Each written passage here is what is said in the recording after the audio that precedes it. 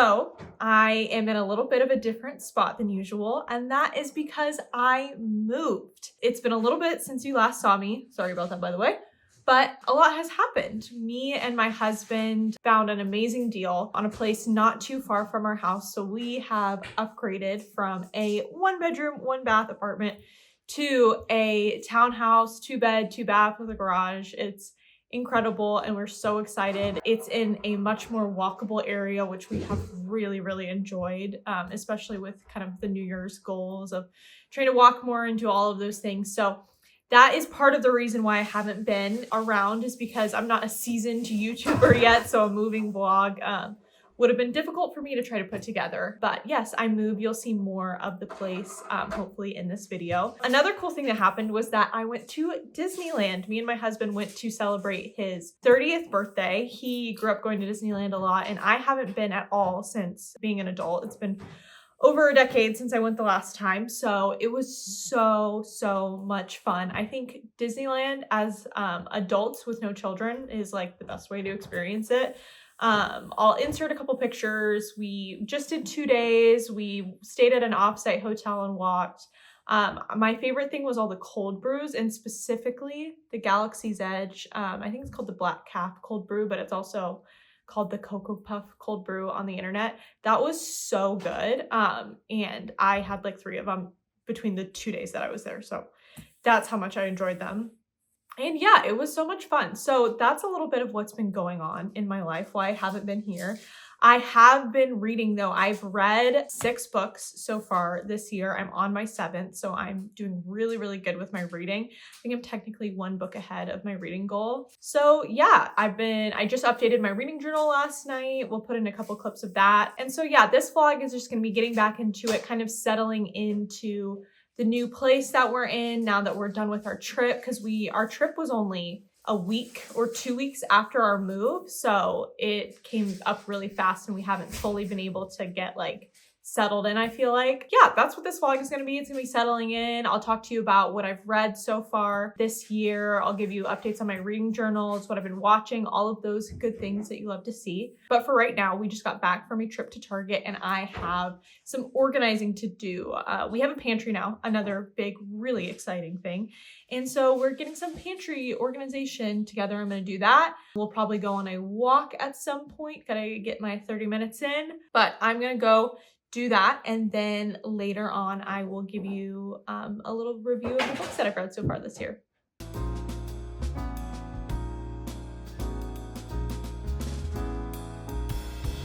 I also just picked up this washable rug from Target. The rugs were like 30% off, so this is what we're working with. I don't know if I want it like centered to that door.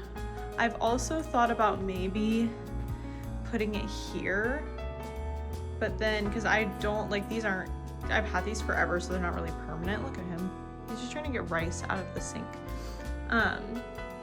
But yeah, I don't know exactly. Maybe I'll move it over here and see what I think. But yeah, this is our kitchen. It's a little messy right now, but if you saw our last place, you'll be able to tell this is so much bigger. We actually have an ice machine in this fridge, which is so nice. And the biggest win of this whole thing is the pantry, because we had no pantry.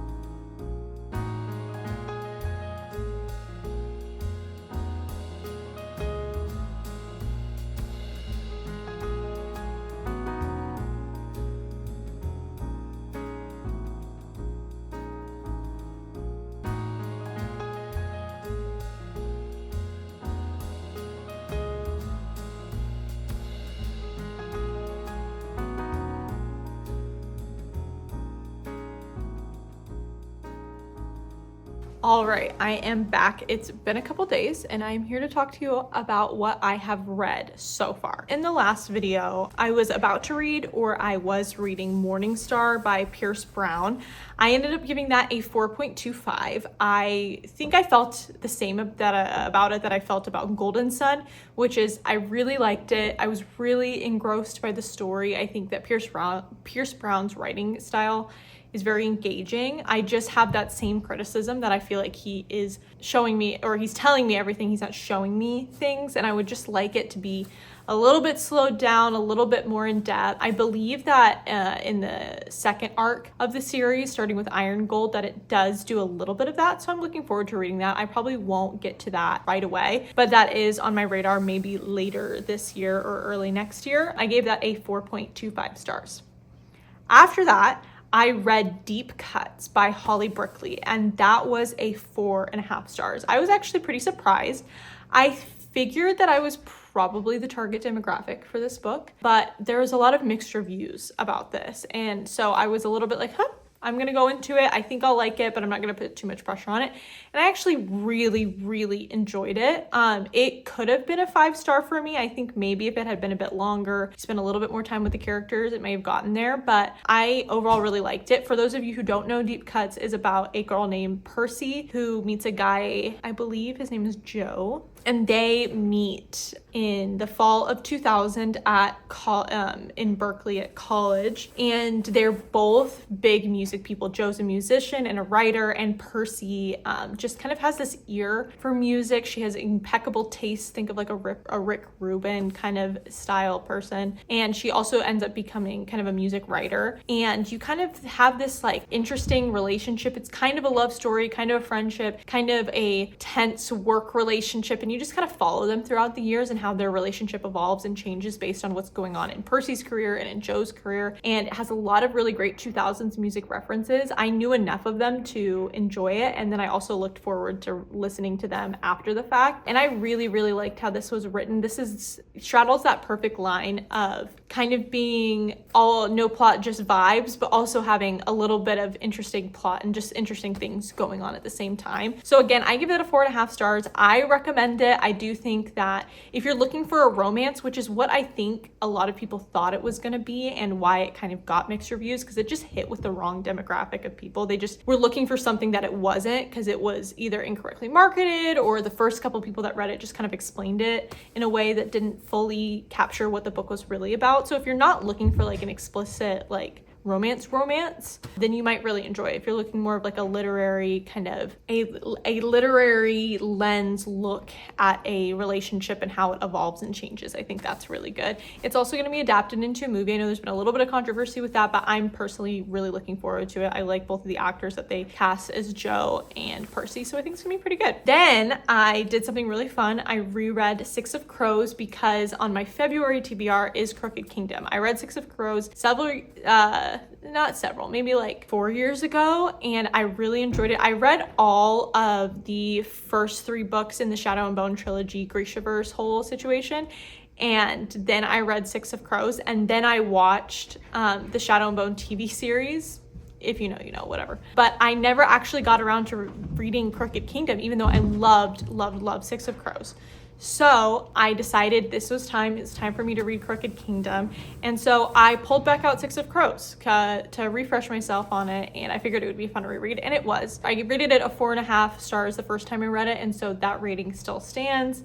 I think it's really fun. If you don't know what it is, somehow Six of Crows is a fantasy heist novel set in the world of the Grishaverse of Shadow and Bone, and you're following Kaz Brecker and a kind of a ensemble cast of characters that are really well done. They're kind of in a gang, and there has a really cool magic system going on. So I think that if you're looking for a fun, exciting, maybe a YA book that reads a little bit more adult when it comes to fantasy, not with the themes, just more at the writing quality and like the seriousness of it, I feel like it leans more adult without having like explicit sexuality or aggressive cursing or anything like that. So I think it's really great, and I am just started Crooked Kingdom. I'm only like 20 pages in, so I'm not going to talk about that.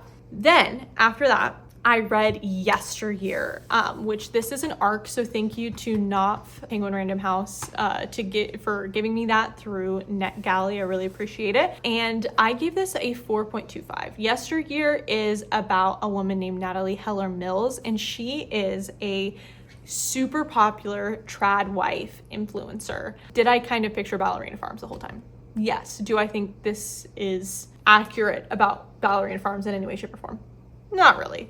But I think that this was really interesting. It's like a literary thriller, satire, mystery. It is super interesting. You've got a dual timeline. So she basically, this isn't spoilers because this is in the description, but she wakes up in the 1800s one day in kind of where the idea of what a trad wife derives from was reality. So she's got to cook all of her meals, forage in the woods, manually do her laundry, take care of a million children. Like all of that stuff becomes like real reality, not, you know, she doesn't have nannies or technology or anything like that that kind of aids what the typical trad wife does. And so it's interesting. It's a really interesting critique on social media culture and all of that. And it is really engaging. I mean, I read 40% of it, and the first time I read it, I was on a plane. And then every time I read after that, I was reading for like an hour and a half, 2 hours, just because I was so engrossed with the story. And I haven't felt like that locked in a story in a while. I think the closest other situation was Deep Cuts. And so, yeah, I think there was a couple of things in it that made me a little bit uncomfortable just because I'm religious, I'm a Christian, and so some of that stuff, there's a couple of moments in there that if you read it, you'll know what I'm talking about, that are a little bit like, ooh, that's cringy.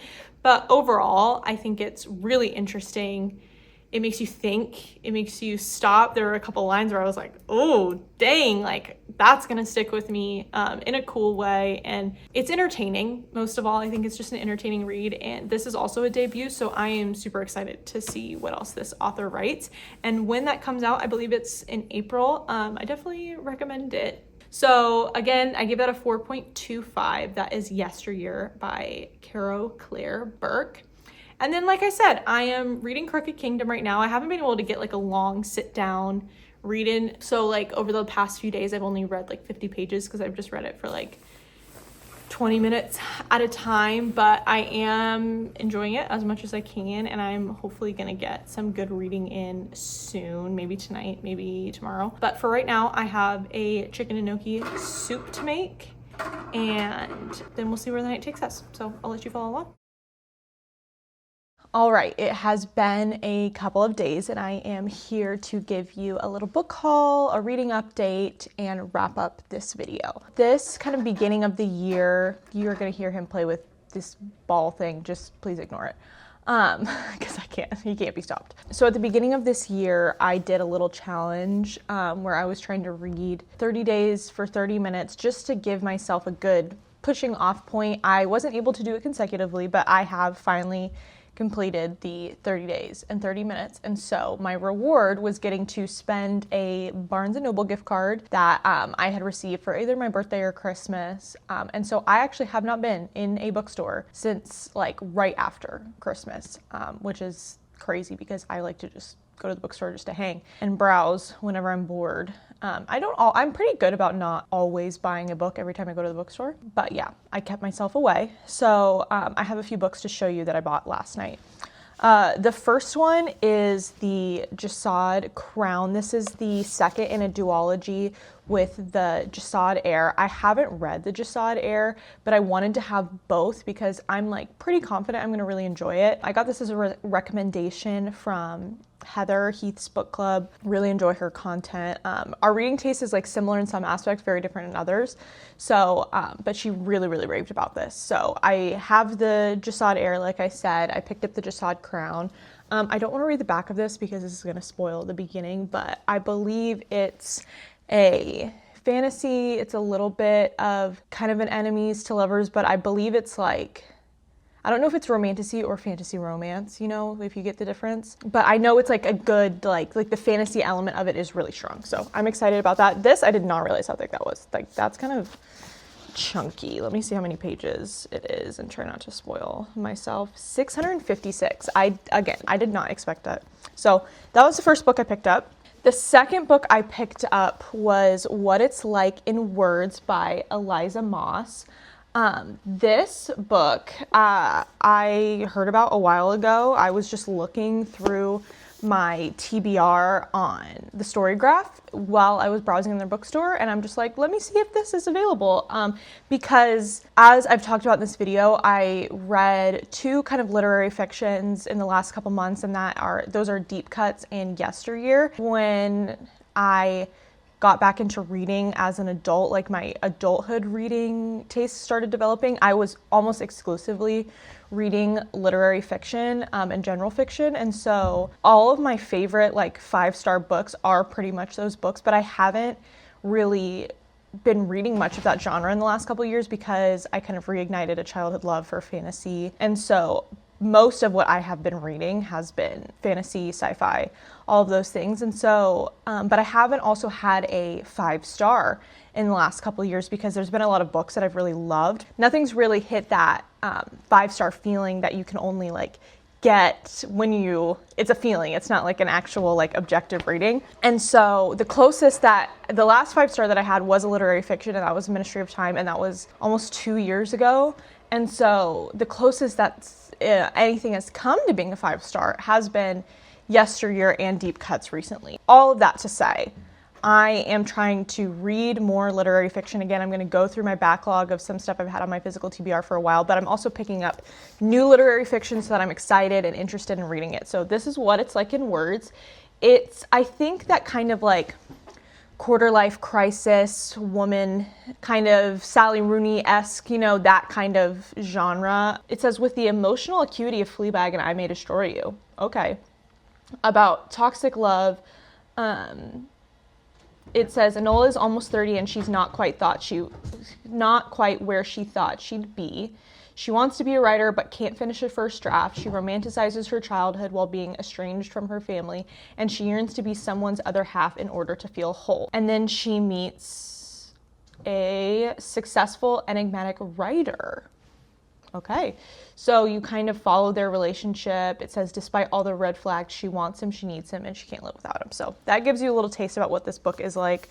I believe I love this cover. This is beautiful. The hardback cover was also really pretty, but I saw this and I was like, wow, I like this a lot more. I'll be reading this soon. I want to try to not prioritize, like I used to be that person that would literally read a book, then go to the store and buy the next book that I was going to read, and then read that book and then go back to the bookstore. Like I was that girl, and I miss her a little bit. I like having a lot of books, but that was kind of a flex, I'm not gonna lie. So I want to work on my backlog of physical books, but I also want to, when I buy books, read them in a timely fashion too, to keep that physical TBR from growing too big. So all that to say, I'm excited to pick this up soon. And then the final book that I bought is Wild Reverence by Rebecca Ross. This is a prequel to the Divine Rivals duology. I have not read Divine Rivals. I'm not gonna lie, when it came out, I know a lot of people were loving it. And it just didn't stand out as something that I was super interested in. And then I saw a fair amount of people be disappointed in Ruthless Vows. So that just kind of solidified, I don't know that I'm gonna pick it up. But then this came out and the reviews were incredible. I've seen so many people give it a 5-star, and you don't have to read the Divine Rivals duology to do it. So maybe if I read this and I love it, I'll go back and read those, but I'm really excited to read this. This cover is so beautiful. I do hate the plain sprayed edges. I'm like so serious when I need publishers to stop putting plain sprayed edges on the edges of books. Like if you're gonna go for it, do it well, but don't like just do it cheaply, because it really annoys me. But it's got a really pretty naked hardcover as well, and then like end papers. It's just for the most part, it's a really cool edition.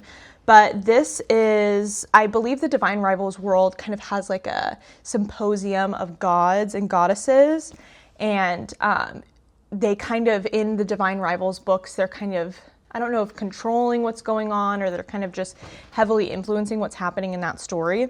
And so this actually follows a god and a goddess, I think. I think they're both gods. a goddess and a mortal before the story of divine rivals. And so you get a peek, I think, more into the gods in this story. And I don't know too much about the details, but again, I think it's just the fantasy world in this is very interesting and the story is very interesting. And I can't wait to read it. I've just heard incredible things. And it's just one of those books where when you hear enough of the people that you like and you listen to talk about a book so well, you're like, I gotta pick it up.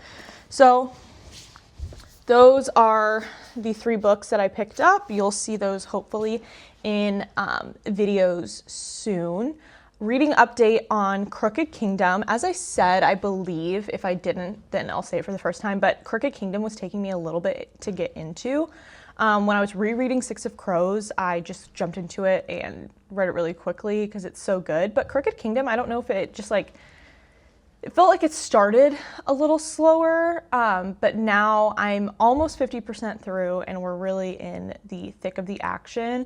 I just think the pacing, because this is a longer book, is just so different than Six of Crows, and it's not leading up to one big heist. In this one, there's a lot of little, smaller jobs that they have to do, so it's been good. The last few chapters have been really interesting. There's been some really interesting reveals, and I still love the story. I don't think this is going to be a 5-star. I know a lot of people give it a 5-star, but I think it'll be in that 4-star range somewhere. So I'm really enjoying that. And I also got it on my Kindle.